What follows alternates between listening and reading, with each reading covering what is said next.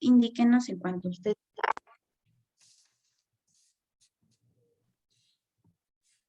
Ya, voy a hacer dos oraciones, una breve de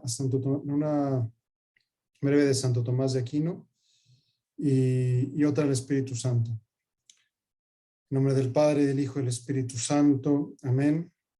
Señor Dios mío, concédeme la agudeza para entender, la capacidad para asimilar, el modo y la facilidad para aprender, la sutileza para interpretar y gracia abundante para hablar. Dame acierto al comenzar, dirige el desarrollo y completa la conclusión. Por Jesucristo nuestro Señor. Amén. Ven, oh Santo Espíritu, y envía desde el cielo un rayo de tu luz. Ven, dador de las gracias, ven, lumbre de los corazones, consolador óptimo, dulce huésped del alma. Dulce refrigerio, descanso en el trabajo, en el ardor, tranquilidad, consuelo en el llanto.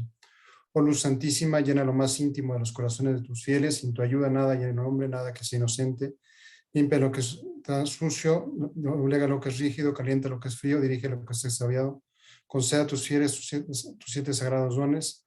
Dales el mérito de la virtud, dales el eterno gozo. Por Jesucristo nuestro Señor. Amén. En nombre del Padre, el Hijo y el Espíritu Santo. Pues yo creo que ya podemos comenzar, ¿no, Giovanna?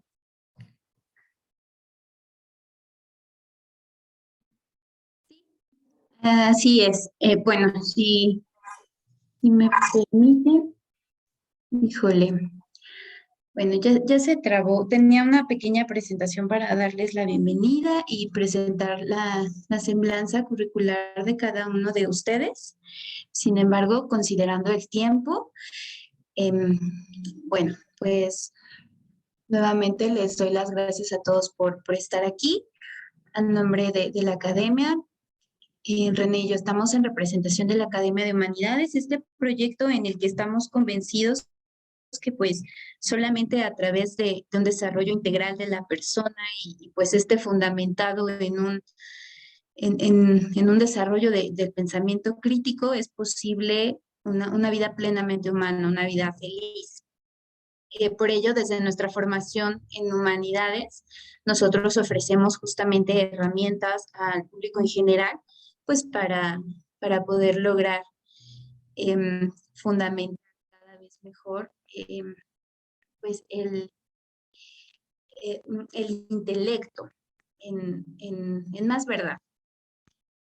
Por ello decidimos también hacer este foro para hablar de aquel filósofo quien desarrolló pues un sistema filosófico sumamente fuerte, sumamente sustentable y de quien podemos afirmar que podemos aprender muchísimas cosas en cualquier área de nuestras vidas y también como profesionales. Entonces, por ello, pues le damos la bienvenida al padre Mario Arroyo.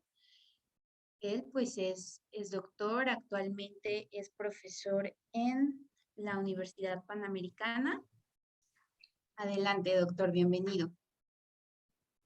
Bien, pues muchas gracias, Giovanna. Un placer estar con ustedes. A mí me toca hablar un poco de la relación entre Aristóteles y Santo Tomás, ¿no? Comienzo citando un profesor mío de la Universidad de la Santa Cruz, que se llama Steve Brock, que dice: ¿en qué medida el pensamiento filosófico de Tomás puede considerarse fundamentalmente aristotélico? Es y probablemente será siempre un tema de discusión entre los expertos. Es decir, aquí nada más vamos a hacer una pequeña semblanza, un pequeño planteamiento, pero es un tema que se discute entre los expertos, ¿no? Aunque Santo Tomás acepta las críticas de Aristóteles a Platón, hay una innegable e importante influencia del neoplatonismo en su forma de tratar ciertos temas, especialmente cuando se refiere a la divinidad y su relación con el mundo, de lo que Aristóteles dice relativamente poco. Y no cabe duda tampoco de que el neoplatonismo tuvo algún efecto en la lectura que Tomás hizo de Aristóteles. En cualquier caso, no parece arriesgado afirmar que Tomás se esfuerza por mantener sus puntos de vista filosóficos en armonía con lo que considera que son los principios aristotélicos, ¿no? Esto es hasta ahí la cita de Stephen Brock. Me parece que pues no estamos aquí en situación de dirimir hasta qué punto Aristóteles era aristotélico, Santo Tomás era aristotélico o no, pero indudablemente que hay una fuerte influencia y según uno de sus biógrafos, según Joseph Pieper, pues Santo Tomás joven tuvo que hacer dos elecciones fundamentales, ¿no? Una elección fue por la Biblia y la otra elección fue precisamente por Aristóteles. Se decidió claramente por Aristóteles. Ahora bien, previamente hay que señalar como un antecedente de que es casi un milagro que Aristóteles le haya podido llegar a Tomás de Aquino. Es decir, irrumpió Aristóteles en las escuelas europeas en el siglo XII y las últimas traducciones, ¿verdad? Algunas las pedía directamente Santo Tomás porque se quejaba de que eran de no muy buena calidad. Sin embargo, él tuvo ya la fortuna de encontrarse con un corpus aristotelicum completo, Santo Tomás de Aquino. La generación anterior conocía prácticamente solamente las categorías de Aristóteles, y durante toda la Edad Media el órgano de Aristóteles, la generación anterior el órgano de Aristóteles, y durante casi toda la Edad Media lo que se conocía era lo que tradujo Boecio, ¿no? Las categorías y el perihermeneias, ¿no? Boecio también se había planteado hacer una traducción completa de las obras de Aristóteles. Se había entendido que esa era su misión, pero pues su muerte prematura no le impidió realizar tal propósito. Entonces, ¿cuál fue el recorrido que tuvo que hacer Aristóteles para llegar a Santo Tomás? Pues es un recorrido que va del pensamiento griego a través de los nestorianos de la escuela de Edesa en Siria, pasando después a Nícibe, a la ciudad de Nícibe en Persia, y de Nícibe a la traducción que hicieron los comentadores árabes, ¿no? Entonces, claro, se tuvo que traducir del griego al sirio, del sirio al persa, del persa al árabe, y del árabe a través de la escuela de los traductores de Toledo al latín. Entonces, digamos que fue un recorrido bastante curioso, ¿no?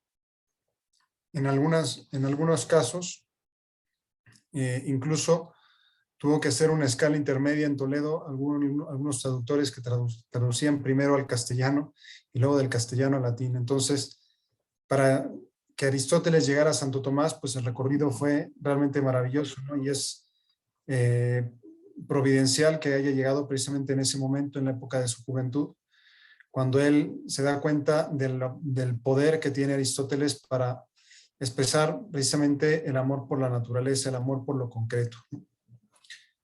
Hay que decir que cuando Santo Tomás cita a Aristóteles, como cuando cita a Dionisio el Areopagita o cuando cita a San Agustín, no lo cita solo como una postura erudita, ¿no? O como una, pues no sé, no, solo como un fundamento, como una cita como una fuente de autoridad, ¿no? Sino lo cita como testigos de la verdad. Es decir, cuando Aristóteles, o sea, no cita, por decirlo así, como para adornarse, sino que cita precisamente porque considera que en ese aspecto Aristóteles o Dionisio el Areopagita o San Agustín, ¿verdad?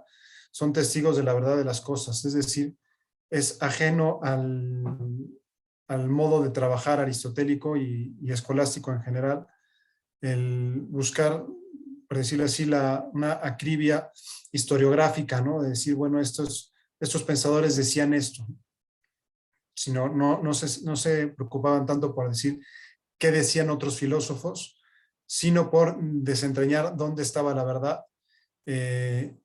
Y Santo Tomás consideraba con mucha frecuencia que la verdad estaba precisamente del lado del filósofo, ¿no?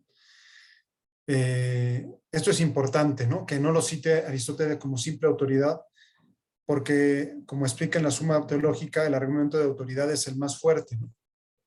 Y en las cuestiones codlibetales dice, cuando solo se citan autoridades no se ha dicho nada. No se ha dicho nada cuando solo, o sea, el meramente citar, este dijo esto, otra cosa, este dijo esta otra cosa, pues no es concluir nada determinante, ¿no? Sino que lo importante es en qué medida esas citas se refieren a la verdad, ¿no? Entonces, esto es así tanto en la Suma Teológica como en los comentarios que hace Aristóteles a las obras de a los comentarios que hace Santo Tomás a las obras de Aristóteles, ¿no? Como sabemos, pues hay exposiciones sobre los analíticos posteriores y el Perihermeneias, ¿verdad? Pero sobre todo están la ética nicomaquea, el de ánima, la física de Aristóteles, que son comentadas, y también el de memoria y reminiscencia, el descenso, el sensibilidad,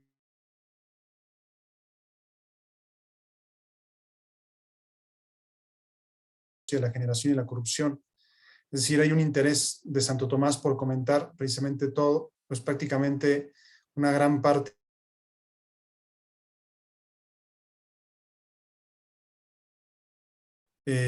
Ahora bien, eso no quiere decir que Santo Tomás acepte acríticamente a Aristóteles, porque hay veces en las cuales se pone del lado de Platón.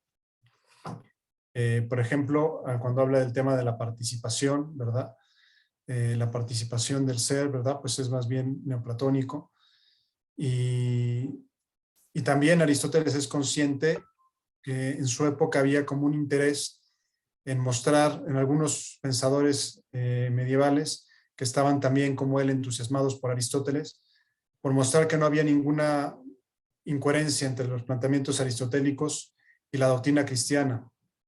Aristóteles, Santo Tomás es consciente de que hay aspectos en la doctrina de Aristóteles que son incompatibles con la doctrina cristiana, por ejemplo, el tema de la eternidad del mundo, ¿no? O sea, y Santo Tomás explica que conforme a la doctrina cristiana, que el mundo fue creado en el tiempo, o sea, que el mundo no existe desde siempre, como pensaría en cambio Aristóteles, ¿no? ¿Por qué el interés de Santo Tomás en Aristóteles, no? Pues por su decidida aproximación a lo concreto. Es lo que valora Santo Tomás, ¿no? Su realismo filosófico, que lo sensible, lo tangible lo toma en serio.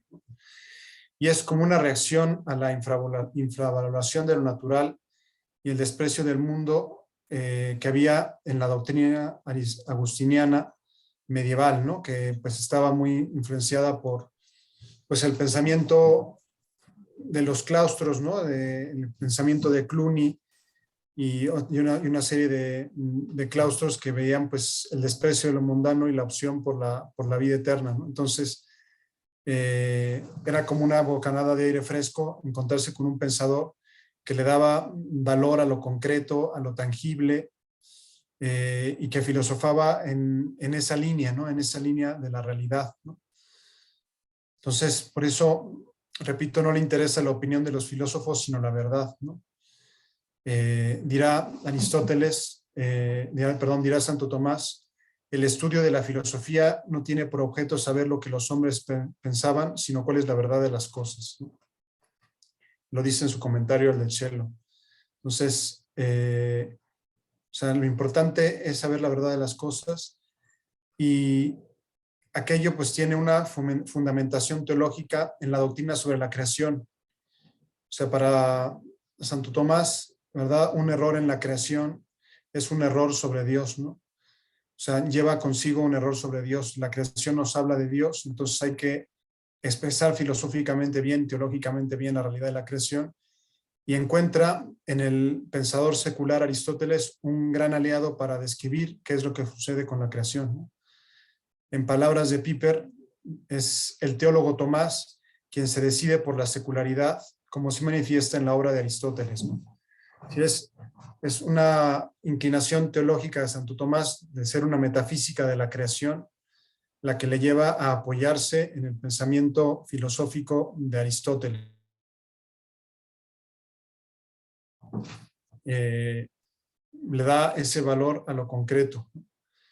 Entonces, la elección de Aristóteles es un acto teológico, no una mera elección entre distintos filósofos que compiten, sino una consciente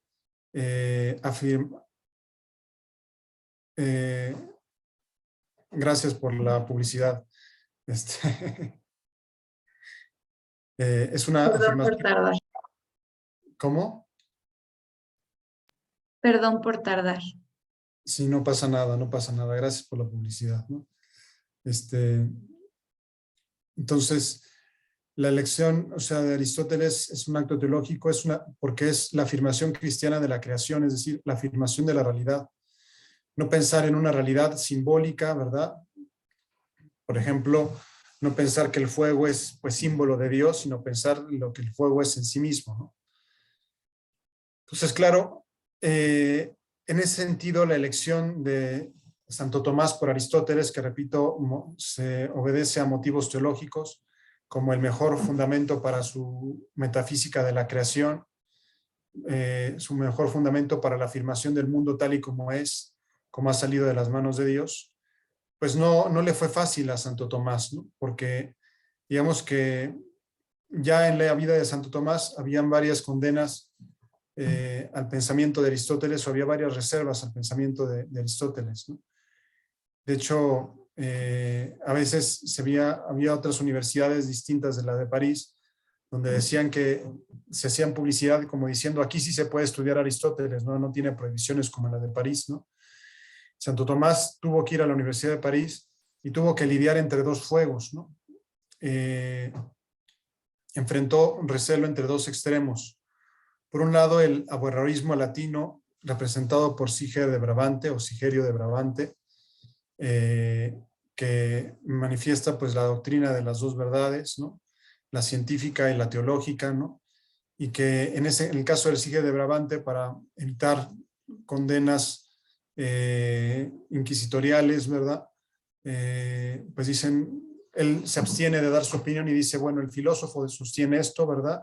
La teología sostiene esto otro, y sostengo que las dos pues tienen pretensiones de verdad, pero digamos que como tal no ha...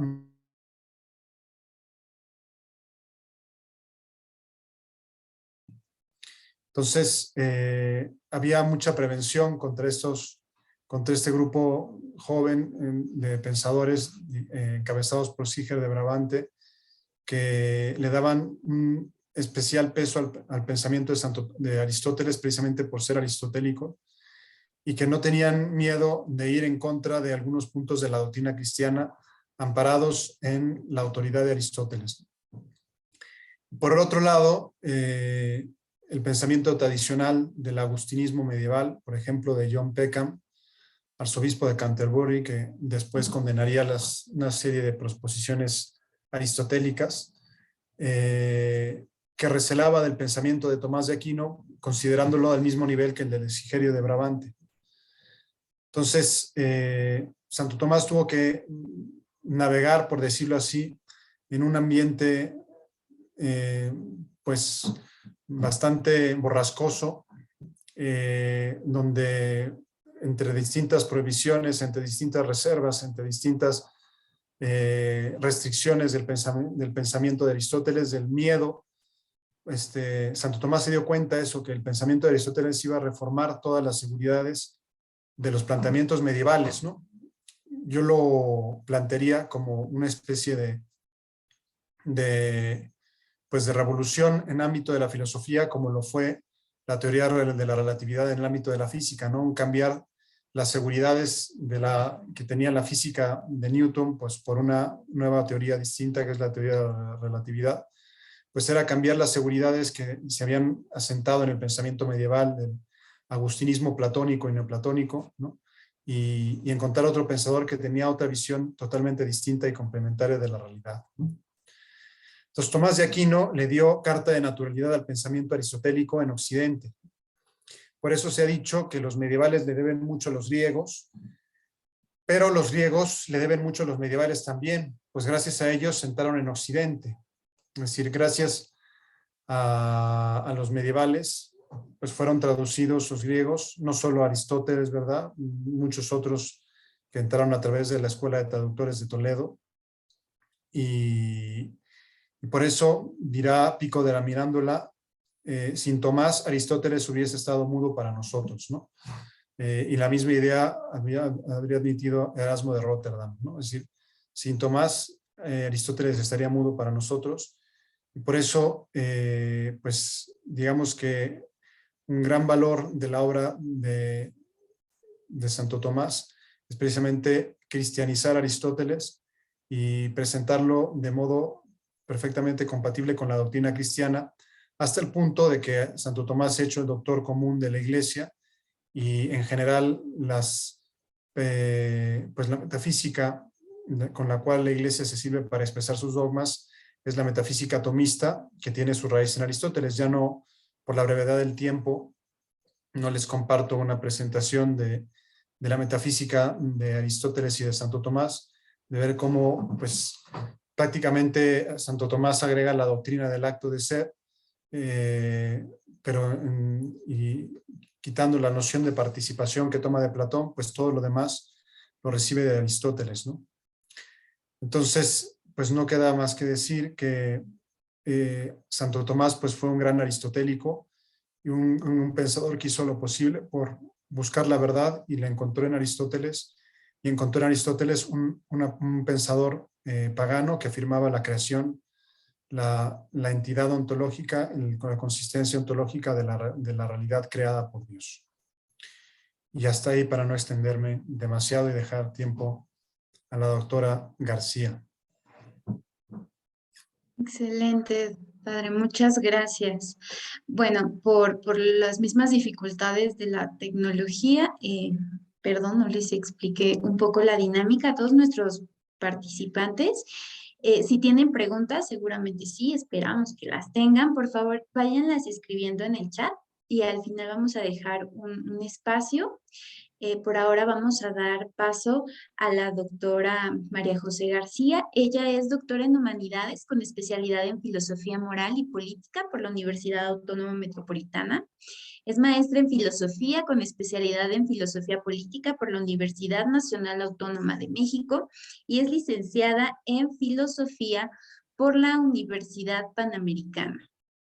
Bienvenida, doctora. Muchas gracias. Adelante. Gracias a ti, Giovanna, por la presentación. Pues primero que nada, agradezco a Giovanna y a René la invitación a participar en este foro sobre Tomás de Aquino y a quienes aquí se reúnen haberse buscado el tiempo para ello. A manera de preámbulo, quisiera aclarar que yo no me especialicé en el pensamiento del Aquinate, a diferencia del padre Arroyo. Es que me salí de repente del padre Arroyo, pero sus textos me han iluminado en la comprensión de las áreas de la filosofía práctica que me interesan. La segunda parte de mi exposición tratará sobre esto. La primera sección se ocupará de presentar aquello que, aunado a su agudo contenido intelectual, ha colaborado conmigo en el plano existencial. Me refiero a la relación entre fe y razón que Tomás de Aquino comprende y transmite impecablemente en su obra. Concluiré, después de las dos partes, que la capacidad racional es la constante del pensamiento tomista y que en esta la fe encuentra una aliada y algunos desafíos contemporáneos que mencionaré al final, una respuesta. El primer apartado está titulado La fe y la razón, y tomo una cita de Juan Pablo II en Fides et Ratio. Son como las dos alas con las cuales el espíritu humano se eleva hacia la contemplación de la verdad. Cierro la cita. Quienes nos adentramos al mundo de la filosofía, nos preguntamos frecuentemente sobre la pertinencia de la razón en asuntos de fe, la cabida de las creencias en el ámbito científico y los límites de ambas formas de aproximarse a la realidad. ¿Qué sentido tiene reflexionar críticamente sobre aquello en lo que hemos creído toda la vida? ¿Podemos aplicar una metodología ordenada y sistemática a las creencias? ¿Para qué creer si podemos pensar? Las cuestiones no son nuevas. Sobre ellas se han preguntado varias personalidades intelectuales. Sobresalen figuras de la talla de Juan Pablo II y su famosa encíclica Fe y Razón.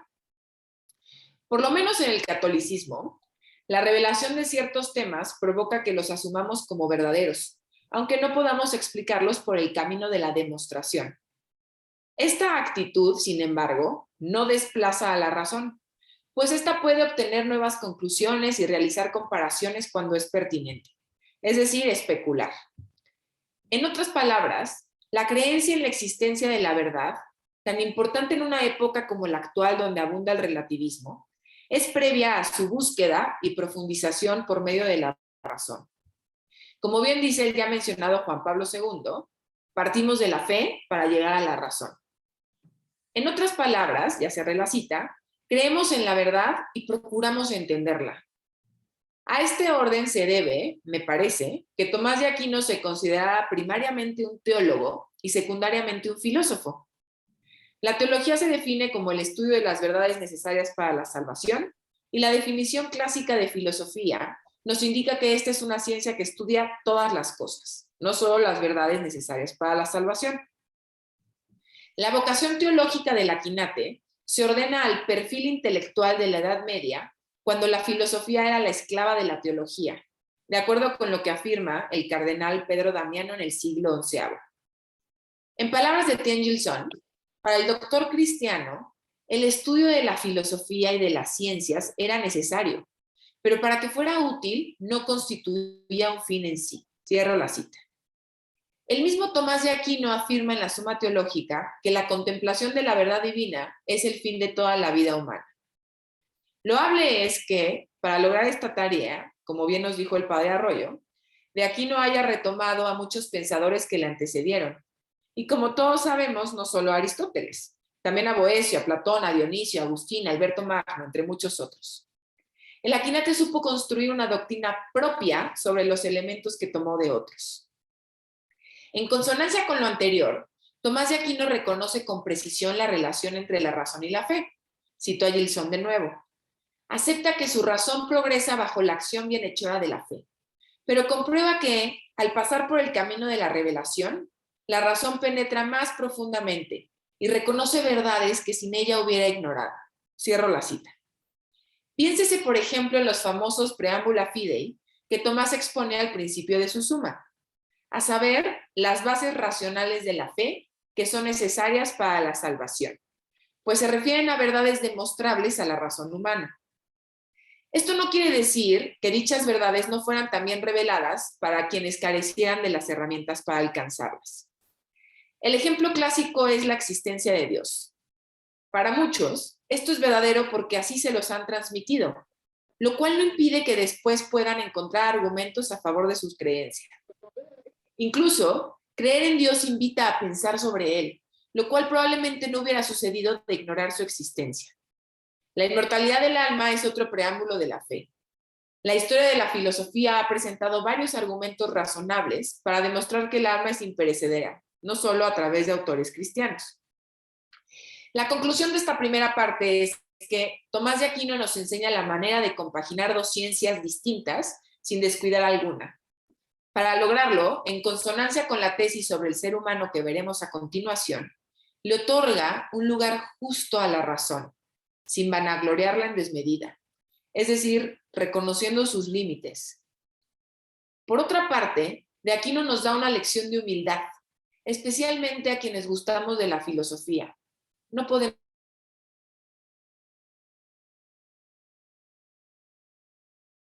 partidas, pero debemos dejar de lado la intención de descubrir, por nuestros propios medios, el funcionamiento del mundo en su totalidad. Este deseo, además, denotaría una utópica y pobre aproximación a la naturaleza humana.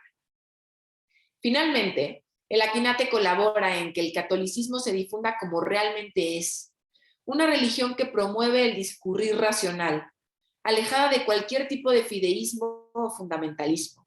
Es posible ser, entonces, un buen filósofo y cristiano. La segunda parte trata sobre la ciencia en general y las ciencias filosóficas en particular. Ya me acerco a lo que Giovanna me pidió, se los prometo. Como anticipé, la segunda parte de mi exposición se concentrará en las aportaciones de Tomás de Aquino a algunas ramas de la filosofía práctica. Puesto que yo considero a la filosofía una ciencia, es menester explicar la aportación del Akinate al conocimiento científico en general. Cito a Copleston. El tomismo no está inextricablemente unido a teorías científicas anticuadas, y la validez de sus principios generales no ha sido afectada por la evolución de la ciencia moderna. Cierro la cita. Entiendo que esta aseveración es polémica y no universalmente aceptada, y que la metafísica realista de Tomás de Aquino ha sido ocultada en varias ocasiones, especialmente en el siglo XIX, cuando predominaba el positivismo. La cuestión reside en distinguir la ciencia empírica o positivista de la metafísica que, como su nombre lo indica, versa sobre otro objeto de estudio, aquella que supera el conocimiento sensible. Como bien vieron el cardenal Mercier y Maritain ya en el siglo XX, Tomás de Aquino, cito, purificó el pensamiento aristotélico de algunas interpretaciones materialistas. Y a él se debe que Occidente haya mirado la ciencia con ojos positivos y en términos generales, el que la ciencia se haya desarrollado con cierta libertad, primero que nada en círculos eclesiásticos. Cierro esta cita de una plática con mi amigo Joaquín García Guidó. En la línea de nuestro tema anterior, la fe y la razón, se concluye que no hay contraposiciones para probar la existencia de Dios, nuevamente, en donde Tomás de Aquino defiende que el cosmos está ordenado y tiene una finalidad. De modo que, si el mundo responde a un designio inteligente, es, por tanto, inteligible. Esto también aplica en el estudio del ser humano, aunque ni Tomás de Aquino ni sus antecesores le llamaran antropología filosófica como nosotros a este tipo de análisis. El término se acuña hasta el siglo XX. Lo que quiero transmitir es que es posible acercarse al ser humano desde la religión y la especulación filosófica, y que este forma parte de una realidad que es de suyo cognoscible. Es necesario aclarar en este punto que existe una relación imperdible entre la antropología, la ética, la filosofía política y la filosofía social. De ahí que la consideración de ciertas aportaciones tomistas a la primera rama de la filosofía que mencioné derive en otras aportaciones a la ética y a la filosofía política y social que se mencionarán más adelante. Ello explica también que no pueda limitarme a explicar el alcance tomista en la antropología sin considerar las otras ciencias, como se presenta esta exposición en el cartel. Lo primero a enfatizar es que Tomás de Aquino comenta las obras de Aristóteles y las retoma en sus famosas Sumas, pero no se limita únicamente a este autor. No lo hace porque Tomás aporta algunas ideas que, si bien son de origen griego, superan esta etapa del pensamiento. Por ejemplo, la inmortalidad del alma y el acto de ser personal. Como catedrática de antropología filosófica, he encontrado en el Aquinate la posibilidad de defender la inmortalidad del alma y a la par el ilemorfismo. Esto es, que las personas están conformadas por alma y cuerpo, aunque este último sea material y corruptible. Esto último, que se distancia de un dualismo también griego, me parece acertado y consistente con el resto de la filosofía tomista. El mérito o demérito de nuestras acciones responde a nuestra parte material e inmaterial por igual. En esta línea, el doctor Cristiano también afirma que solo se llaman personas humanas a quienes tienen alma y cuerpo. Respecto a la inmortalidad del alma, no pretendo reconstruir el argumento en su totalidad, sino mostrar que ésta se demuestra mediante la capacidad racional, la cual necesita del cuerpo para comenzar a existir, pero no para seguir funcionando. Siguiendo el ilemorfismo originalmente aristotélico, Tomás afirma que las imágenes surgen del conocimiento sensible y, posteriormente, serán abstraídas mediante el conocimiento intelectual. Este último es, de suyo, universal e inmaterial, lo cual significa que no depende directa e inmediatamente de un órgano como los sentidos y que, por tanto, puede subsistir sin el cuerpo. En las cuestiones disputadas sobre el alma, Tomás asegura que, sin necesidad del conocimiento sensible, el conocimiento intelectual puede obtener conclusiones nuevas y diversas. La capacidad racional, reitero, es el hilo conductor de la filosofía tomista, pues gracias a esta, Tomás de Aquino muestra la superioridad del ser humano respecto a otras criaturas que no son semejantes a Dios. Algo también bastante polémico hoy en día, hay que decirlo. Lo que tiene el ser humano en común con su creador es, pues, sus facultades racional y volitiva, en el entendido de que ambas son capacidades superiores que están íntimamente relacionadas entre sí. De lo anterior no se concluye que Dios y sus criaturas racionales sean idénticos, sino que las personas participan de Dios de manera más directa. Para confirmar lo anterior, y siguiendo la filosofía de Boecio, de Aquino asegura que solo son llamadas personas las sustancias individuales de naturaleza racional, no el resto de las sustancias individuales animadas, y mucho menos las inanimadas. La centralidad de la razón y de la voluntad es retomada por varios filósofos, aunque llama especialmente la atención el argumento kantiano que defiende la dignidad humana. En el marco de un proyecto filosófico totalmente distinto, Kant concluye que solo son dignos los seres autónomos, es decir, aquellos que pueden ponerse a sí mismos la ley moral gracias a su razón.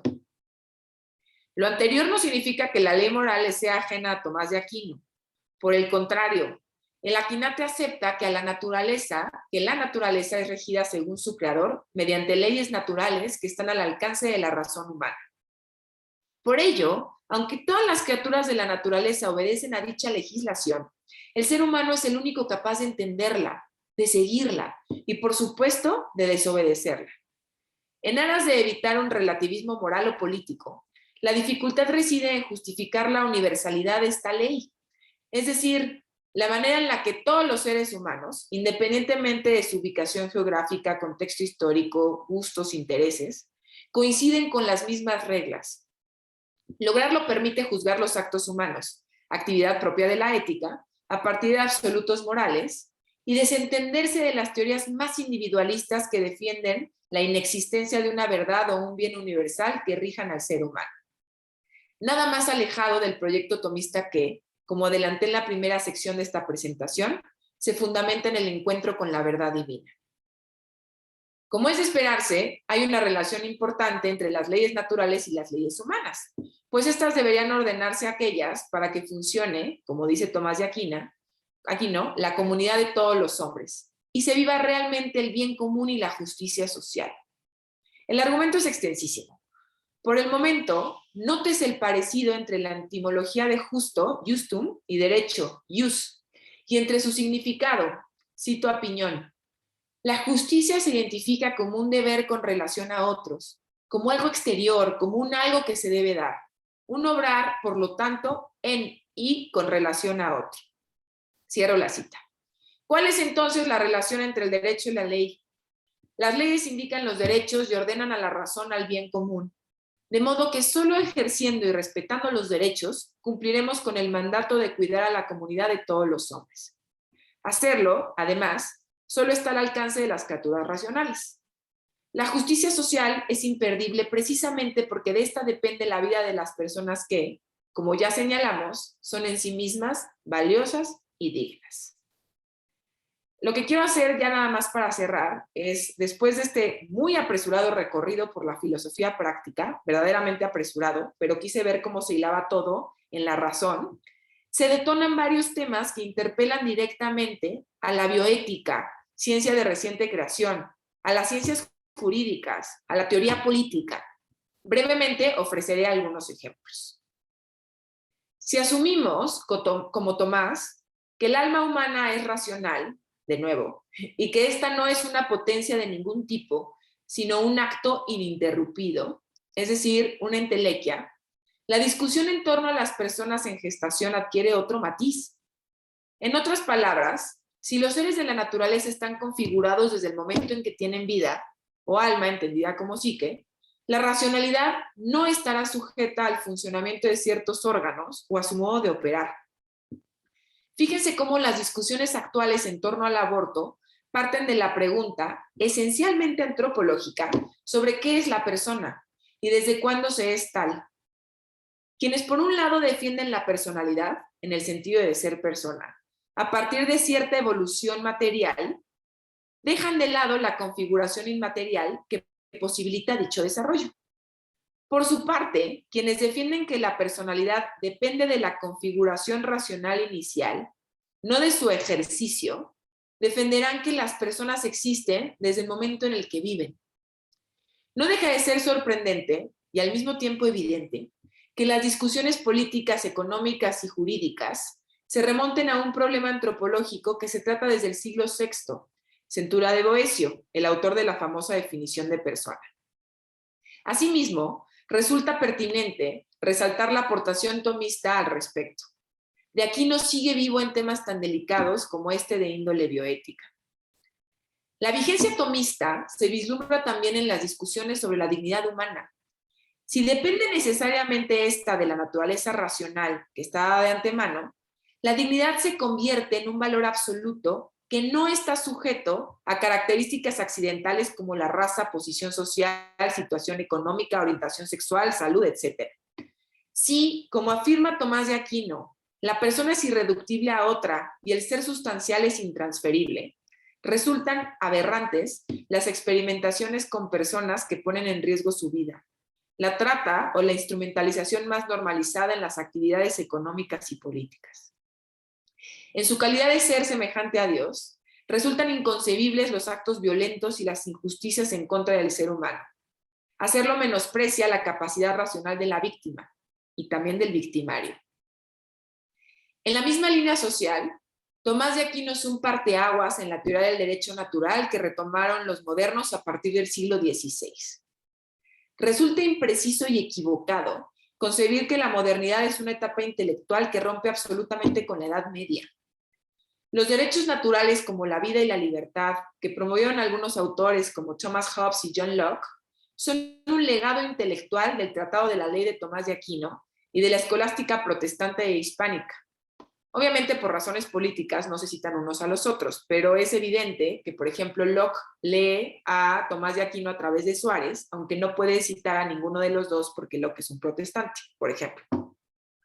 Los modernos, al igual que el Aquinate, encontraron en la razón el fundamento último de los derechos inalienables y universales que, más adelante, se llamarán derechos del hombre y del ciudadano, y hoy conocemos como derechos humanos.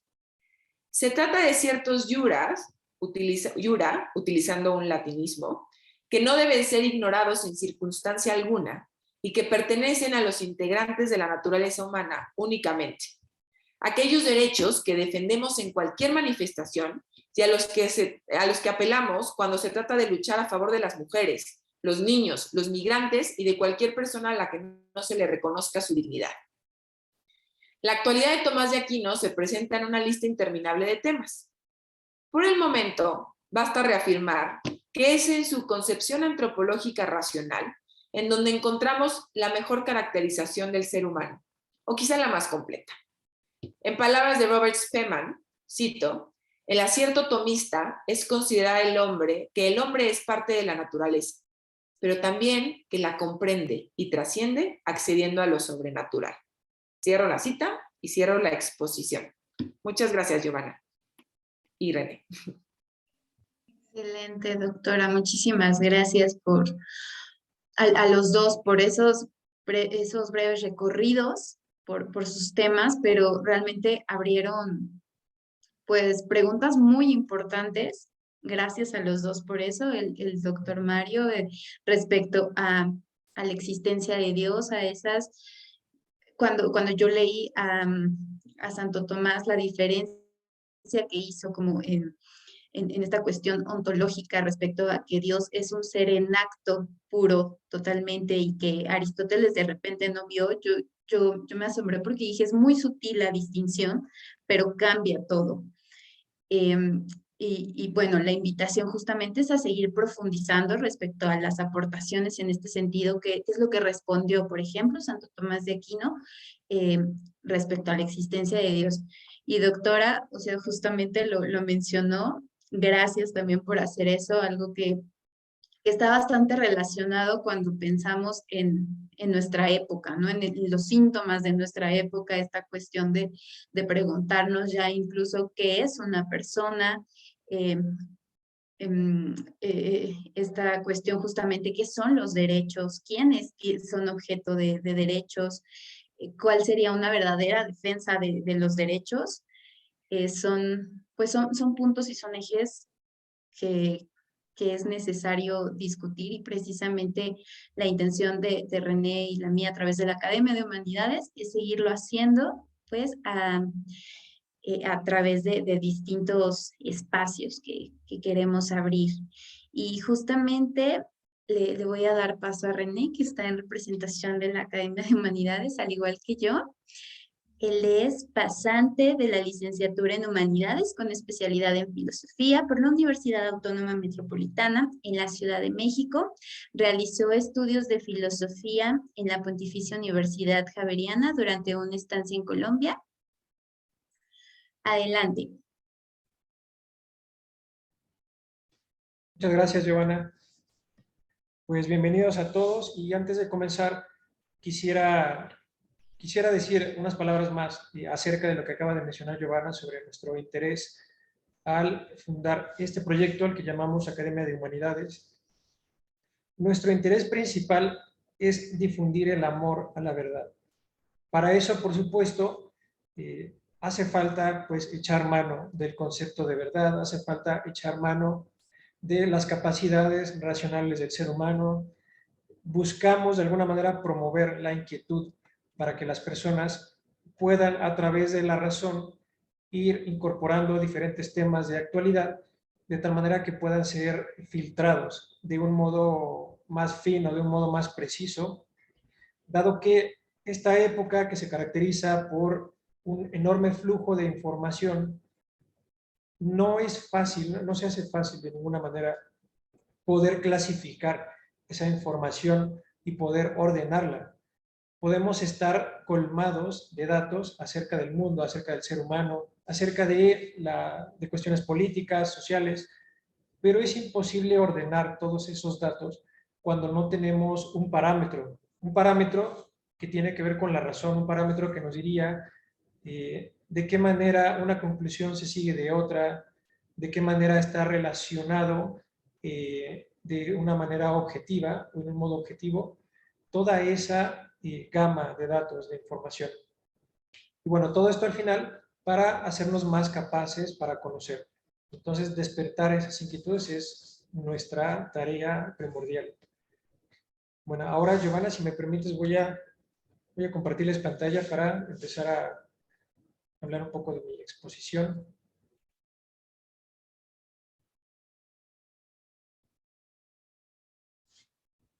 Bien, pues mi tema es el realismo moral de Santo Tomás de Aquino.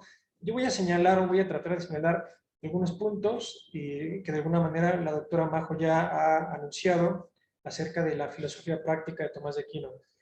Yo voy a tratar de hacer una especie de presentación, de introducción a lo que es este tema y por qué Santo Tomás era un realista en este sentido. Bueno, el primer subtema es, ¿qué es el realismo moral?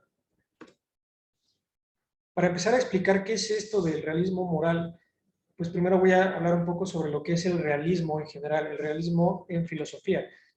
Lo que postula el realismo es que el ser es cognoscible.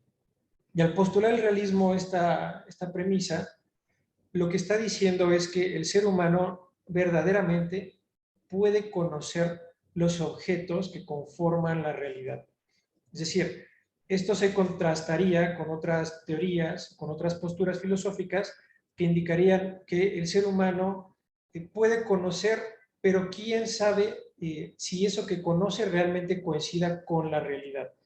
Lo cual en última instancia, lo que terminaría siendo esta última postura, es eliminar en absoluto el concepto de conocimiento. Pues el conocimiento ya asume un ser que conoce y un ser que es conocido. Entonces, al decir que el ser humano puede conocer, pero, bueno, al asumir que hay un ser que conoce, pero lo que hacemos es dejar fuera al ente que es apto para ser conocido, lo que estamos haciendo es cercenar el conocimiento y, por tanto, deshacernos de él completamente. Ya no habría conocimiento. Entonces, el realismo, en general, esto es lo que propone.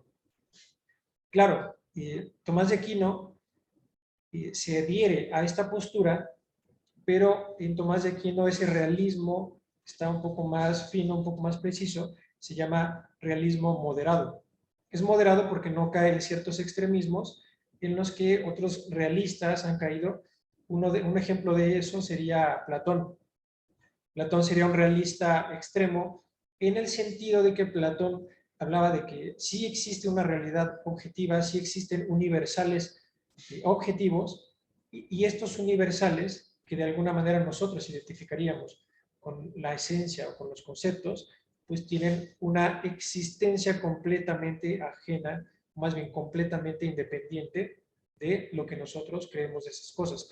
Santo Tomás no, Santo Tomás lo que diría como realista moderado es que es cierto que podemos conocer, es cierto que existen los universales, pero no es que tengan una existencia objetiva y aislada de nosotros, sino que más bien en la realidad objetiva tienen su fundamento. Y por eso es que Santo Tomás de Aquino sería un realista moderado. ¿Y cuál es el otro extremo? Pues el otro extremo sería toda aquella filosofía, de alguna manera escepticista o escéptica, que promueve que el ser humano en realidad, quién sabe si puede conocer, O sea, ¿quién sabe si la realidad existe? Y si existe, ¿quién sabe si el ser humano la puede conocer? Y si la puede conocer, pues ¿quién sabe qué tanto pueda conocer de ella? Santo Tomás no pertenecería a este último género. Ahora, si Santo Tomás de Aquino asume que la realidad es cognoscible, pues claro, cuando hablamos de realidad estamos hablando del ser. Entonces, para Tomás de Aquino, el ser es perfectamente cognoscible, no en un sentido absoluto como sería, por ejemplo, el conocimiento de Dios, pero sí en un sentido, o en el sentido de que todas las cosas de la existencia poseen una forma, es decir, poseen una dimensión que es inteligible, poseen un aspecto que es perfectamente captable, por así decirlo, por la inteligencia humana. Y bueno, para Tomás de Aquino, esto hay que señalarlo para dar paso también a su moral o a sus propuestas acerca de filosofía moral. Para él, el deber ser es un aspecto ya del ser, porque el ser implica diferentes cosas. No solamente se trata de un objeto ahí afuera en el mundo o ahí afuera en la existencia, sino que todo objeto, en tanto que existe, posee también una forma. O sea, el objeto existe, pero además existe algo. O sea, no se habla de una existencia como difuminada, de una existencia completamente abstracta, sino que lo que existe es algo. Por ejemplo, esta planta existe, pero además de que existe, necesariamente tiene que ser algo. ¿Cuál es ese algo? Pues su esencia o su forma. Y en este caso, la forma de este ser, pues es el de planta. Esa sería su forma. Y claro, las formas no solamente terminan ahí, en hablar de lo que es la cosa, sino que además toda forma implica una finalidad, un propósito. La forma dice también eso, propósito, o una causa final. Es decir, el para qué o el hacia dónde, cuál es el propósito de esa entidad. Por ejemplo, el de la planta o el de la semilla tendría su propósito en el cumplimiento del ser de la planta ya madurada, sea un árbol, un arbusto, una flor, lo que sea.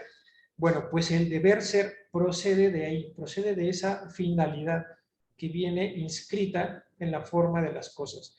O sea, lo que se capta es un ser, pero también se capta el deber ser cuando se percibe hacia dónde tiende la naturaleza, hacia dónde tienden las potencias de ese ser o de esa entidad. Entonces, de ahí deriva, o de ahí se puede de alguna manera deducir el deber ser, a partir del ser. Y bueno, el ser, precisamente por eso, es fundamento de la moral. Aquí es donde ya hablamos de la moral de Tomás de Aquino, o de la filosofía moral de Tomás de Aquino, como realista. ¿Por qué realista? Porque se funda en el ser. Ahora, ¿qué significa esto de que la filosofía moral se esté fundamentando en el ser? Significa que tiene en consideración todas esas cualidades o todos esos aspectos de la realidad de las cosas.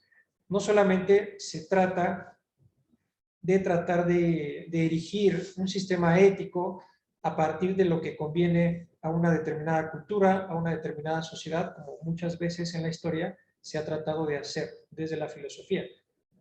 No, aquí lo que propone Tomás de Aquino es que una moral, en tanto que obedece a la realidad, pues tiene que estar fundada en la naturaleza misma de las cosas. No puede estar fundada únicamente en lo que depende del tiempo, en lo que se acaba desde el momento en que se acaba su punto en la historia, o su momento en la historia, sino que toda realidad tiene que prevalecer en tanto que es cognoscible, es decir, lo que prevalece es esa cualidad cognoscible de las cosas, y ahí es donde se fundamenta la moral.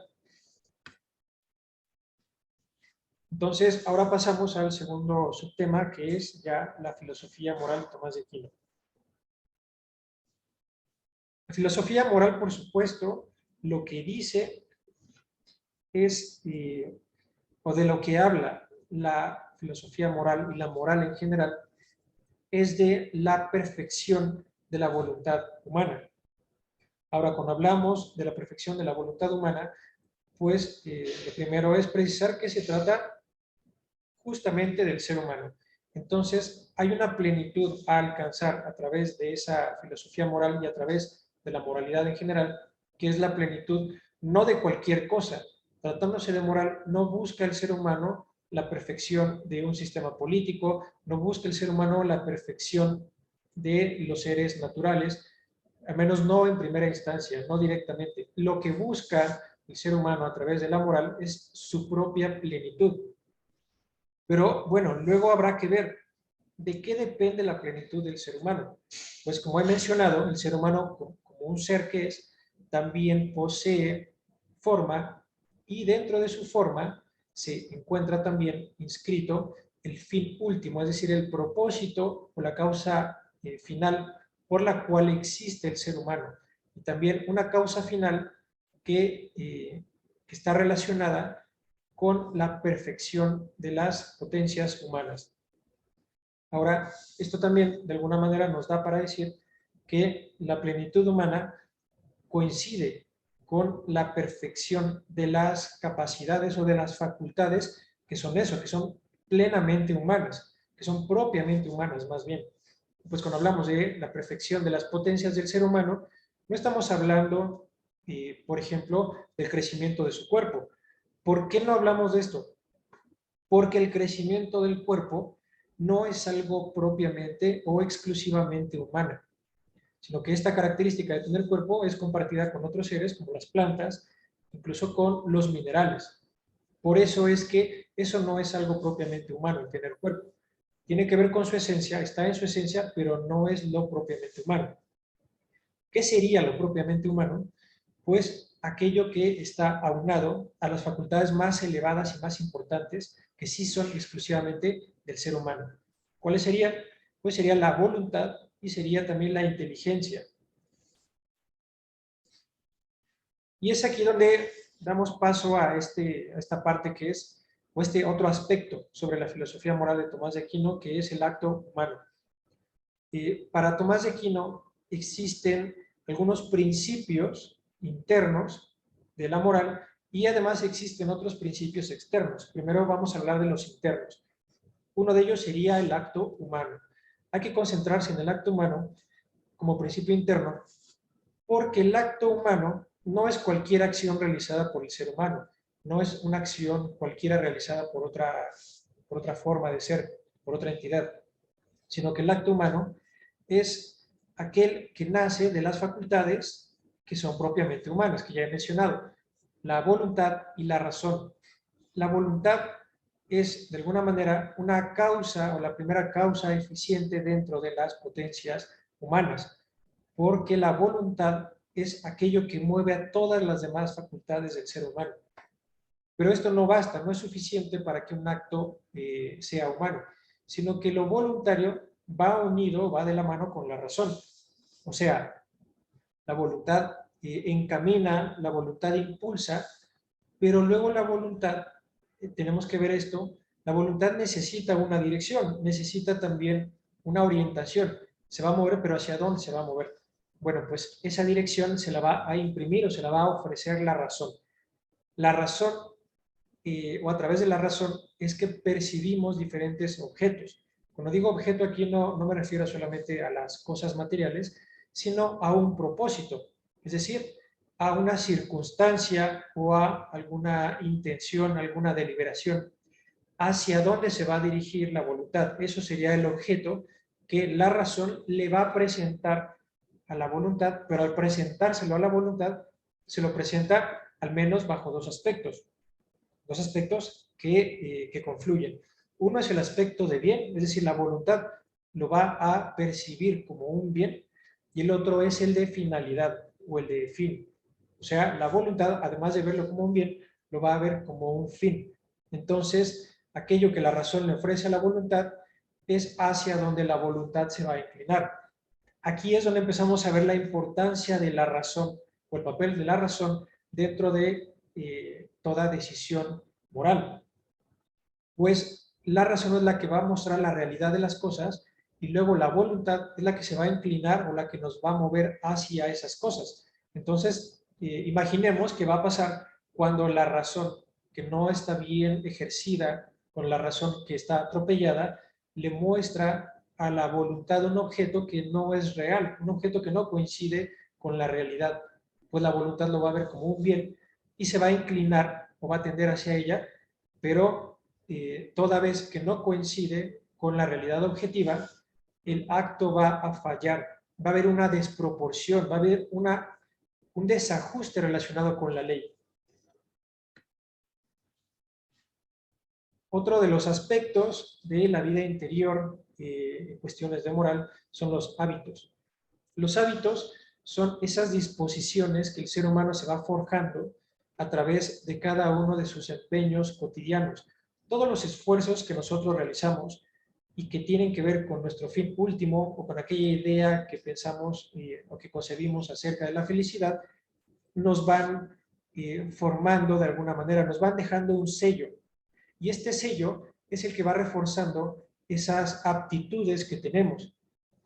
Ahora, los hábitos son eso, son, por así decirlo, una especie de propensión a hacer el bien o a hacer el mal.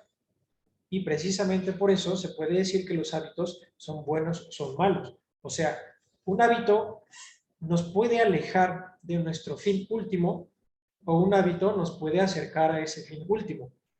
En el primer caso, estaríamos hablando de las virtudes. Esas son las virtudes, disposiciones duraderas que tiene el ser humano a acercarse a su fin último, a perfeccionarse. Lo contrario, o sea, los hábitos malos que nos alejan serían los vicios. Los vicios son también disposiciones, también son duraderas, pero en contraste con las virtudes, nos alejan, y además de que nos alejan de nuestro fin último, nos van de alguna manera adecuando, o más bien nos van acostumbrando, nos van predisponiendo o nos van inclinando a realizar actos que nos alejen de nuestro fin último.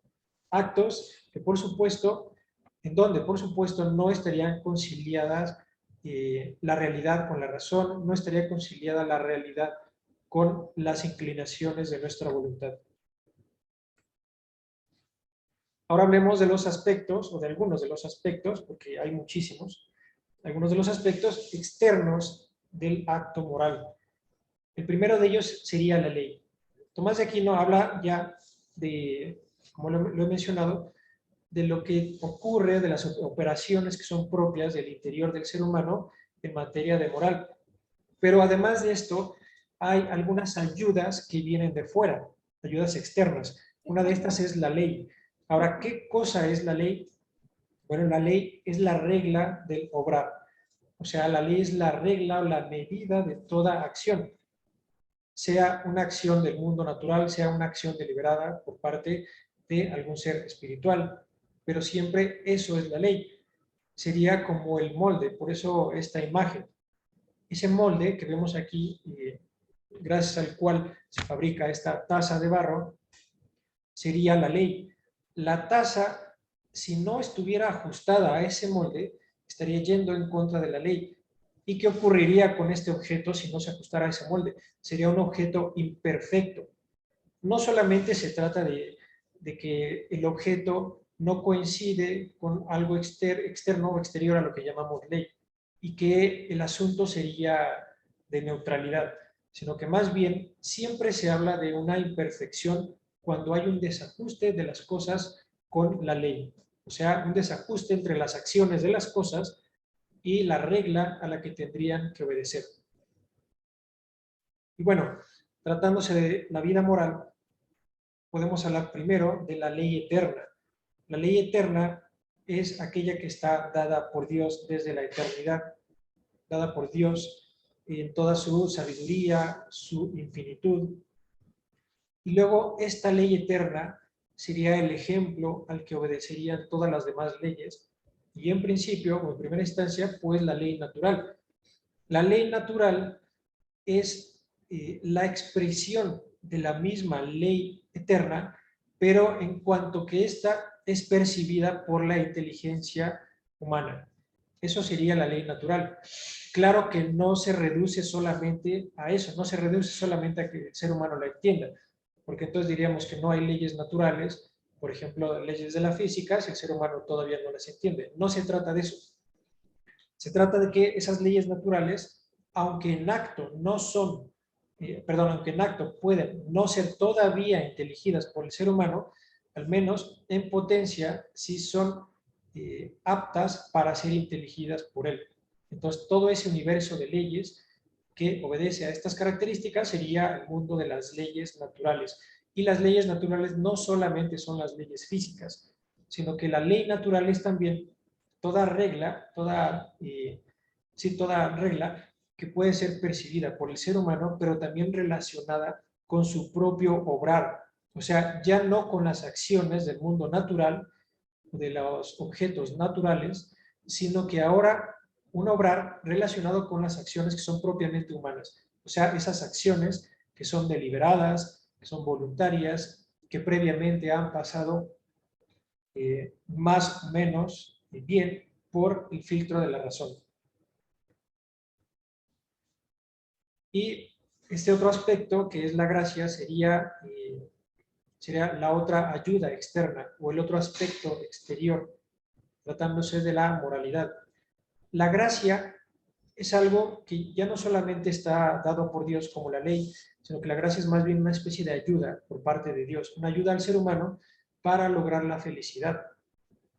La ley lo que haría es algo así como trazarle el camino por el que el ser humano tiene que transitar para llegar a su destino último, que sería Dios mismo, y lo cual coincide con la felicidad, pero además de que tiene esa dirección, ese camino, la gracia sería como un empujón, sería como las ruedas que van a ayudar al ser humano a alcanzar esa felicidad. Se llama gracia porque es algo gratuito, es un regalo. Sin embargo, no siempre, o precisamente por eso, no siempre se tiene la gracia. Pero bueno, no me voy a extender ahorita en esta parte de la gracia, es una parte muy extensa que sí vale la pena detallar, pero voy a continuar con lo que sigue. Y bueno, el último subtema de esta parte sobre filosofía moral de Tomás de Aquino es sobre la vigencia de su formulación. Para Tomás de Aquino, la felicidad, o sea, la perfección del ser humano, coincide con la perfección de sus facultades más elevadas, o de las facultades más elevadas del alma humana, que sería, como he mencionado, el intelecto y la voluntad. Ahora, esto siempre está ligado a la naturaleza humana, puesto que el intelecto y la voluntad son parte de la naturaleza humana, o sea, no es algo que adquirimos, no es algo que nos inventamos, sino es eso precisamente lo que nos hace humanos y que no nos hemos dado a nosotros mismos, pues es parte de nuestra naturaleza. Y en cuanto nosotros perfeccionamos esas facultades, es cuando empezamos a perfeccionar nuestras diferentes potencias. Bueno, pues la actualización de esas potencias, que son las más elevadas, sería la perfección de nuestra naturaleza. El ser humano está llamado entonces a ser un ser inteligente, o sea, un ser que percibe la realidad tal cual es, y también, y al mismo tiempo, está llamado a ser un ser que además busca constantemente y habitualmente el bien. No solo que lo busca, sino que de hecho lo alcanza, lo logra, porque en todo momento está dispuesto, gracias a las virtudes, a lograr la consecución de ese bien. Entonces, esa perfección de la naturaleza sería para Tomás de Aquino la felicidad. Ahora, esto tiene vigencia porque el ser humano todo el tiempo busca y por naturaleza la felicidad. La cuestión es que el ser humano no siempre está inteligiendo la realidad. O sea, el ser humano no siempre está usando su razón para captar la verdad, sino que unas veces usa la razón más bien para desviarse de la verdad. Es como lo que se llamaría a partir del siglo pasado la razón instrumental. Una razón que ya no obedece a la búsqueda de la verdad, sino una razón que obedece a intereses particulares. Se dirijan a donde se dirijan, pero son intereses particulares que ya no son el interés por buscar la verdad. Otra razón por la que la filosofía de Tomás de Aquino sería vigente, porque podemos observar con mayor o menor claridad que las éticas, y muchas de ellas de moda, que no están fundadas en el ser, o sea, que no tienen su fundamento último en la realidad, pues terminan siendo éticas antinaturales. Antinaturales porque violan leyes. Hemos dicho, si la ley es la regla de la acción, de acción, de cualquier obrar, bueno, pues el intento por violar la ley sería antinatural, porque la ley lo que hace precisamente es conducir a las criaturas o a los seres hacia su fin último. Es una regla porque al seguirla, al ajustarse a ella, el ser se desarrolla como lo que tiene que ser. Una planta se desarrolla, una semilla, perdón, se desarrolla como árbol, porque eso tiene que ser, y al mismo tiempo, al haberlo hecho, se implica que está obedeciendo a la ley natural. Toda ley que viole el crecimiento de la semilla, a lo cual podríamos llamarle una forma de corrupción, sería antinatural porque no es natural para ningún ser su propia destrucción. Lo natural es que llegue a ser lo que tiene que ser. La semilla tiene que llegar a ser árbol, hablando de una semilla de árbol. Bueno, pues con el ser humano pasa exactamente lo mismo. Cuando el ser humano no se ajusta o no ajusta su obrar a la ley, que en el caso del ser humano la ley se encuentra, incluso coincide con la propia razón humana, puesto que la razón está llamada a encontrar la realidad de las cosas, entonces el ser humano atenta contra la ley y atenta contra su propia naturaleza. Podemos ver en el mundo cotidiano, bueno, claro, habría que hacer un poco de análisis también, pero si lo hacemos, veremos en el mundo cotidiano que muchas personas lo que logran no es la felicidad, sino un estado muchas veces de miseria del corazón, un estado de alejamiento de la felicidad, precisamente porque esta persona no está o no tiene interés por captar la verdad, o la capta, pero su voluntad se encuentra atropellada, su voluntad no está tendiendo hacia los seres, hacia los objetos que su inteligencia le está mostrando y que tendrían que ser su propósito en realidad. Y por último, la naturaleza humana nunca cambia. También por esto es que la filosofía de Tomás de Aquino tiene vigencia. Muchas veces se tiende a creer que si hablamos de un filósofo de hace varios siglos, pues entonces lo que dice pues valdrá para algunos de su época, pero que ya no tiene mucho que ver con el mundo de hoy, porque el mundo de hoy ya es muy diferente al universo medieval. El mundo de hoy ya experimenta muchos cambios, por ejemplo, todos los avances tecnológicos que son abrumadores en este sentido, pues nos harían creer que ya en este mundo no tienen nada que hacer. Una filosofía que nos está hablando de cosas medio abstrusas como el ser, o que nos está hablando de la intervención constante de Dios en el mundo.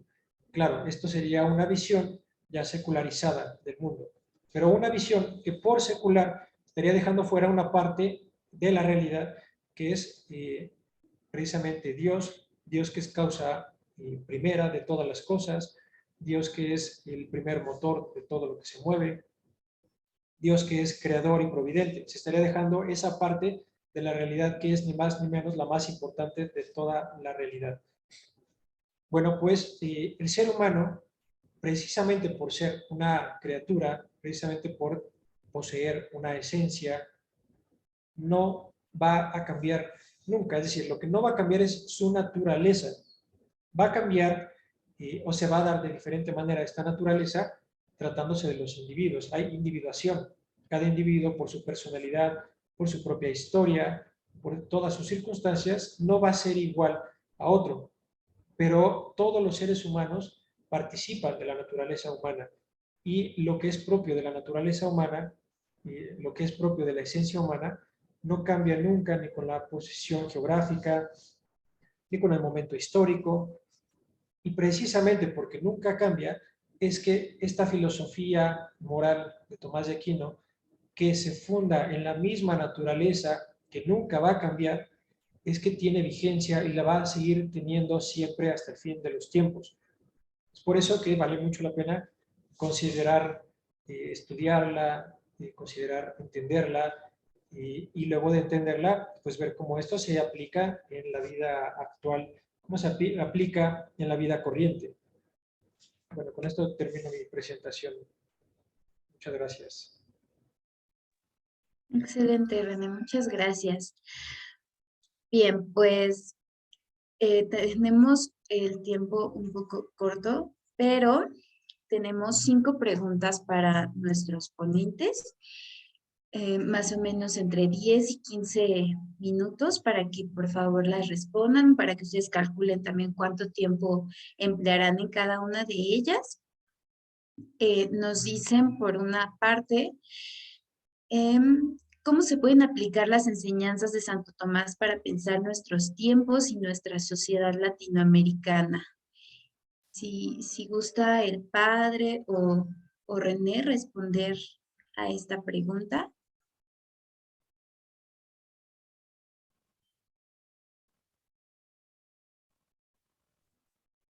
Tenemos Perdón, padre, una. dijo algo, pero no se escuchó, tenía su micrófono apagado.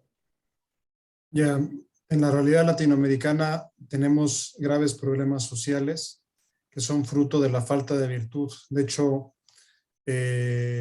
como bien lo ha señalado René en su exposición, ¿verdad? La virtud es un hábito que nos lleva y nos conduce hacia la felicidad y realmente en Latinoamérica, si algo se nota es como una falta endémica de hábitos, ¿no? De hábitos de estudio, de hábitos de trabajo, de hábitos. Y al contrario, tenemos algunos vicios, también una visión un poquito pesimista quizá, pero por ejemplo los vicios de la corrupción, que son también endémicos de América Latina. Entonces, un estudio más atento de las obras de Santo Tomás nos pueden llevar precisamente por el camino de la ética de la virtud. Y la ética de la virtud lleva consigo la construcción de una sociedad, pues, de ciudadanos virtuosos, que son ciudadanos felices y que son sociedades más honestas, ¿no? Entonces yo creo que hace falta mucho insistir en la formación desde los niños, ¿verdad? En tema de que desarrollen los hábitos y desarrollen las virtudes, ¿no? Excelente, muchas gracias, padre. Bien, nuestra siguiente pregunta es un tanto similar y la voy a juntar con otra que hay. Nos preguntan, ¿cuál sería el gran legado de Santo Tomás? Y la otra es, ¿cuáles serían las aportaciones al intelecto y al corazón de la persona que estudia a Santo Tomás? Si los tres quieren comentar, adelante, o si usted, padre, que ya tiene su micrófono abierto, René, quien quiera de los tres. No quiero acaparar, pero un tema importante en Santo Tomás, precisamente la segunda parte de la pregunta, y para dejar que los otros también respondan, es como Santo Tomás habla del conocimiento por connaturalidad, ¿no? Es decir, un conocimiento en el cual están involucrados el afecto y es, por ejemplo, el conocimiento que las madres tienen de sus hijos, ¿no? Es decir, es un conocimiento mucho más profundo, un conocimiento intuitivo, conocimiento que no es puramente racional, ¿no? Y eso ha sido desarrollado ampliamente por Tomás de Aquino, ¿no? Por poner solo un ejemplo, ¿no? de el legado, ¿no? Pero no sé si la doctora García tenga también alguna otra aportación, algún otro comentario.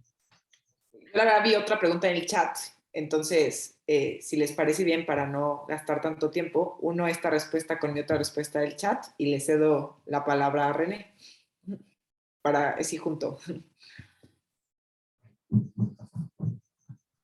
René, que estudió muchísimo para su presentación. René, que es Pues, asesor en la me gustaría Academia decir algo de acerca de la primera pregunta, consultarlo. el legado de Santo Tomás de Aquino.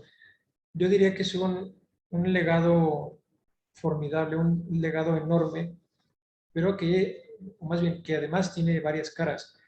Y las que yo quisiera mencionar es, primero, que Santo Tomás es el doctor más reconocido de la Iglesia.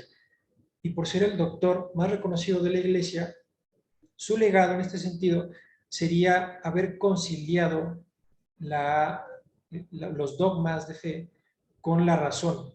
O sea, en ningún momento Tomás de Aquino deduce, de hecho esa es parte muy plausible de su esfuerzo, En ningún momento él deduce alguna conclusión de premisas de donde no se puedan sacar. No lo hace. Muchas veces asume la fe para poder explicar racionalmente algunos aspectos y otras veces, no necesariamente asumiendo la fe, explica más bien o habla parte más bien de los principios lógicos y principios metafísicos que se pueden obtener, que se pueden conocer más bien gracias al sentido común. Y por eso el otro aspecto sería también su filosofía. Una filosofía que, bueno, desde mi punto de vista, impresiona muchísimo por toda la luz que arroja sobre la razón. Es una filosofía que a uno no lo deja con mal sabor en cuanto a que no viola el sentido común, no dice nada que no cuadre con la razón misma, como muchas veces ocurre con otros filósofos, con otras corrientes filosóficas. Yo creo que a muchos nos ha pasado, a quienes hemos estudiado filosofía, que de repente nos encontramos con algún autor que nos dice algo como que hay que desconfiar de los sentidos. Claro, esto es algo muy interesante, que un filósofo diga algo así, pero no es algo que de inmediato pueda cuadrar, pueda encajar en nuestro sentido común, algo que pueda encajar de inmediato con nuestra forma de concebir el mundo. Entonces, Tomás de Aquino no hace eso, no se aparta nunca del sentido común. Y además de que su filosofía es muy esclarecedora, su filosofía es muy amplia, es sumamente rica para entender, yo diría que cualquier aspecto de la realidad. Entonces, en mi opinión, esas serían las dos caras más importantes de su legado. De acuerdo, muchas gracias. Bueno, ahora una pregunta respecto a un tema que tocó la doctora María José. Nos dicen, en el orden de quién es la persona humana y desde cuándo se es, desde qué momento de la vida humana se empieza a ser persona y, según la respuesta que se dé, cómo abarcar la posición que se tiene desde los pro aborto y los pro vida. Adelante, doctora. Pues evidentemente este es un tema muy delicado que quiero responder con muchísimo respeto, pero también, y me gustaría decirlo así, voy a contestar desde la filosofía de Tomás de Aquino, no desde la teología. Y esto me gusta enseñarlo así porque muestra cómo el problema es un problema antropológico, la discusión es una discusión antropológica. Pareciera muchas veces que quienes están a favor y quienes están en contra del aborto se pelean con argumentos religiosos, pero no necesariamente es así cuando uno apela a un autor que es cristiano y a la vez filósofo. Es un poco lo que quise explicar al principio. Si nosotros nos tomáramos muy en serio el rescate que hace Tomás de Aquino de la antropología aristotélica, que ya mencioné que no se llamaba antropología ni mucho menos, pero el estudio del hombre aristotélico, entonces nosotros podemos rescatar algunos términos, que es bastante complicado y no me alcanza el tiempo para profundizar, me gustaría profundizar en ello, pero tanto para Tomás de Aquino como para Aristóteles, pues los seres animados, es decir, los seres que tienen vida porque tienen alma. Llevo hablando un buen, ¿verdad? Perdón, no, se acaba de, fue un error. Tienen vida porque tienen alma, y en eso se quedó. Perfecto. Dije, no, hablé como 10 minutos y con el micrófono apagado. Tienen vida porque tienen alma. A ver, por supuesto, alma siempre es un término que tiene una connotación religiosa, pero enfatizo que es un término que utilizaron los órficos, que era una secta griega, Aristóteles, Platón, etc. Entonces, el tipo de vida que tienes, y eso se relaciona muy bien con lo que dijo René, depende del alma o de la configuración que tengas. Entonces, pues quienes tienen un alma humana están llamados a comportarse como humanos o tienen una finalidad humana, dicho mal y pronto. Quienes tienen un alma animal o quienes están configurados como animales, pues están llamados a comportarse en la naturaleza como animales. Lo que les quiero decir, que también lo dijo René, es que entonces nuestra finalidad, nuestro telos, nuestro propósito está no determinado en un sentido negativo o despectivo, pero desde la configuración, desde la vida.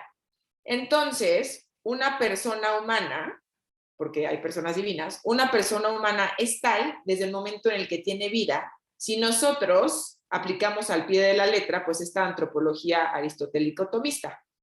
Para Tomás de Aquino sería muy raro, por ejemplo, que tú tuvieras una configuración humana y que no se te considerara tal a menos que tuvieras ciertos desarrollos materiales o corporales. O sea, como si fueras humano cuando sucediera algo en específico, o de un día para otro, o adentro de la matriz y después el canal de parto te lo da. Eso sería metafísicamente muy extraño. Es decir, la conformación del ser es tal que es así desde el principio. Entonces, lo único que quiero enfatizar es que, por supuesto, esto es mucho más complejo, pero que es una discusión metafísica y que si nos remitimos a términos tan metafísicos y tan aristotélicos como el acto, la potencia, la esencia, la existencia, el alma y el cuerpo, entonces podríamos vislumbrar esta discusión tan importante y con la que me he querido dirigir con tanto respeto, con otra óptica, porque entonces cambiaríamos o podríamos a lo mejor acordar quiénes son personas, quiénes no son personas, de qué depende la personalidad. Pues si la personalidad depende de la vida y de la vida que te toque, pues eres persona en cierto momento. Si la personalidad depende de tu desarrollo neuronal o tu desarrollo racional, pues serías persona en otro momento. Esto no es tomista y pues Aristóteles no se plantea este problema, pero tampoco sería aristotélico. Y pues eso también generaría otros problemas, como que si estás dormido, no sé. Entonces, quizá pensar que la persona está desde la configuración inicial, desde el momento en que tiene alma o desde el momento que tiene vida, pues gira un poco la discusión acerca del ser personal y pues todas las legislaciones a favor y en contra de la vida. De acuerdo, muchas gracias, doctora. Hay otra pregunta, bueno, hay dos preguntas para usted. Nos dicen, por una parte, ¿es posible asumir que Locke es moderno en todas sus aristas? Sí, por todo, por su siglo, por su sistema, por su filosofía. O sea, es moderno porque acuérdense que en la modernidad, pues obviamente da un giro a la filosofía y ya no está en el centro la teología. Como yo dije en mi exposición, la filosofía era la esclava de la teología, no en un sentido negativo, y ahora el giro, como el giro copernicano, pues ya está puesto en el hombre, ¿no? En el ser humano. De acuerdo, muchas gracias. Y por último, ¿en qué sentido Locke se vio impedido a citar directamente a Santa Tomás de Aquino? O sea, eso no está escrito en ningún lado, ni mucho menos. Simplemente Locke no cita a autores católicos, porque el protestantismo, pues, es también cristiano. Lo que me refiero es que, o sea, Locke se da la tarea de leer acerca de la ley natural, de la ley moral, etcétera. Es evidente que conoce autores católicos, pero no los cita, pues, porque en realidad también hay un propósito político en su obra, que es criticar, ¿no?, el manejo de la Iglesia Católica y el poder político, modo de citarlos. Entonces, yo creo que es muy evidente que se conoce, ¿no? Se conocen intelectualmente, obviamente no son contemporáneos, pero conoce Locke la obra de los anteriores, pero no la cita explícitamente. Sé que en el chat pusieron algo de qué se entiende como naturalismo, pues significa que hay ciertos derechos naturales y estos derechos naturales están asociados a la naturaleza humana. Solo quienes pertenezcan a la naturaleza humana tendrían esos derechos. Por eso yo pienso que los derechos naturales son los abuelitos de los derechos humanos, solo que les cambiamos el nombre, porque los derechos humanos son estos derechos que tienen solo los que son seres humanos. Y para eso, entonces, habría que hacer antropología, pensar qué se necesita hacer o hacer para ser del equipo de los seres humanos y gozar de estos derechos, que es una discusión súper interesante. Muchísimas gracias, doctora.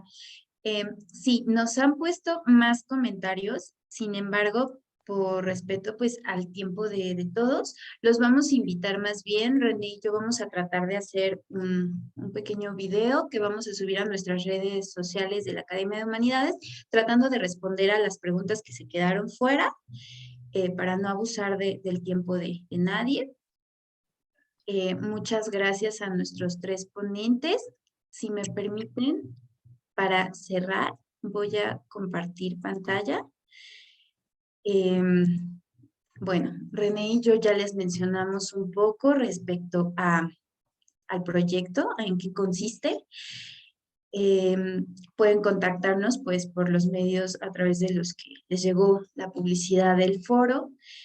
Em, Igualmente nos gustaría en algún momento profundizar sobre cada uno de los temas que ustedes, tanto el padre Mario como usted, doctora, han puesto sobre la mesa. Esa es la idea, profundizar en ellos.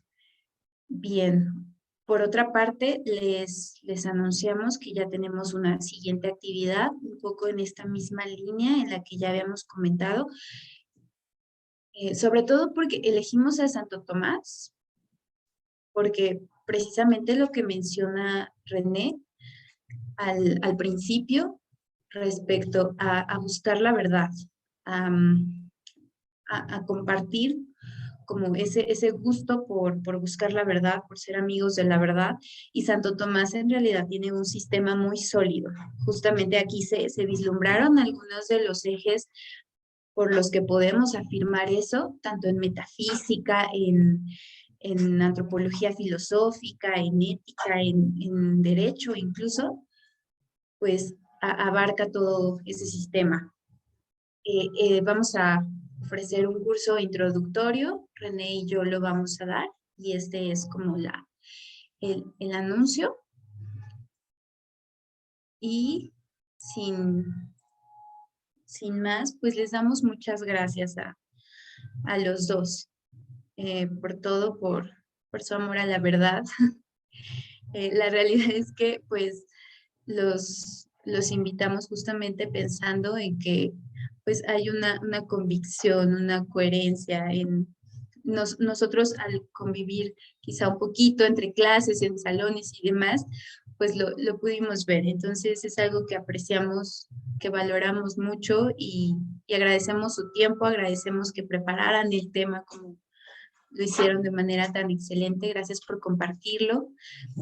A cada una de las personas que está con nosotros, muchas gracias. Los están felicitando desde Colombia. Se me pasó comentarles que sí, tenemos gente de Guatemala, tenemos gente de Colombia, Venezuela, El Salvador, me parece. Pues muchas gracias. Y de México, desde luego. Entonces, pues, si alguno de ustedes quisiera agregar algo más, todos los están felicitando. A los tres. Gracias a ustedes y felicidades por la iniciativa. Muchas gracias. Muchas gracias por la invitación y también les deseo la mejor de los éxitos en su curso sobre Aristóteles. Digo, sobre Santo Tomás. Sobre Santo Tomás. Por cierto, padre, hablando sobre los deseos, nos gustaría que nos despidiera igualmente con su bendición a propósito pues, de todo el tema. Bueno, ok. Por ser día de Santo Tomás, con mucho gusto. La bendición de Dios Todopoderoso, Padre, Hijo y Espíritu Santo, descienda sobre ustedes y permanezca para siempre. Muchísimas gracias por la invitación y mucho éxito en su iniciativa. Muchísimas gracias, padre. Muchísimas gracias, doctora. También de mi parte les agradezco mucho. Yo como parte de este proyecto les agradezco mucho su presencia, sus exposiciones, su disposición y bueno, también quiero felicitarlos por la misma razón, por su amor a la verdad y por el empeño que ponen en ella. Les agradecemos mucho.